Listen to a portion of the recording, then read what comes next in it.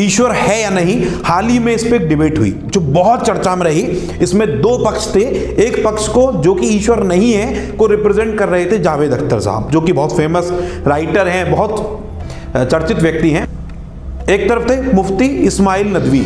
अब दोनों तरफ से डिबेट हुई और मुफ्ती साहब इस डिबेट में अपने तर्क वितर्क कुतर्क हर तरीके से बाहरी देखे। कुछ लोगों का मानना है कि इसमें जावेद अख्तर साहब जीते, कुछ कह रहे हैं कि मुफ्ती साहब जीते। हालांकि जीत और हार के कोई पैमाने हैं नहीं। जावेद अख्तर साहब की उम्र भी बढ़ रही है, उस हिसाब से उन्होंने जो तर्क दिए वो अपने हिसाब से ठीक थे। मुफ्ती साहब ने भी अपनी बात को गोल गोल घुमा के पेश किया और लोगों के बीच में ये डिबेट खूब चर्चा में रही। अब डिबेट में ईश्वर है, धार्मिक स्वतंत्रता की बात, सब पे बात हुई। यहां तक बात ठीक थी, डिबेट की जगह थी। अब मुफ्ती साहब का एक वीडियो वायरल है जिसमें वो धार्मिक अपनी शरीयत कानून को भारतीय संविधान से ऊपर बताने की कोशिश कर रहे हैं। पहले इस वीडियो को देखते हैं, तब चर्चा करते हैं। याद रखें, अगर हम चाहते हैं कि हमारे मौजूदा हालात सही हो जाएं, तो हालात का हल किसी सियासी पार्टी के पास नहीं है। हालात का हल इताअत दीन में है।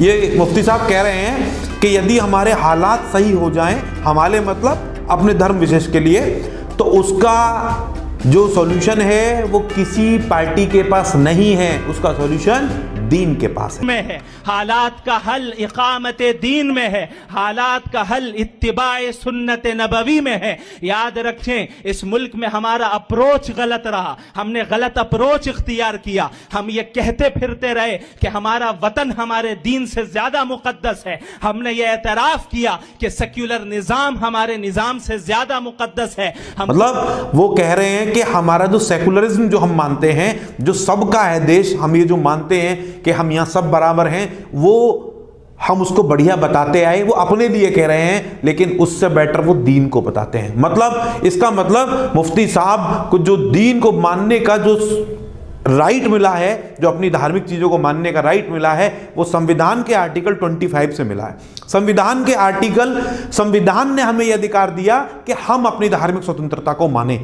लेकिन अगर धार्मिक स्वतंत्रता को संविधान से ऊपर मान लिया जाए तो संविधान का तो कोई मतलब ही नहीं रह गया। इसका मतलब संविधान को अब जैसे ही मुफ्ती साहब चर्चा में आए, उन्होंने अपनी बातों को और घुमा फिरा के आगे बढ़ाना शुरू कर दिया।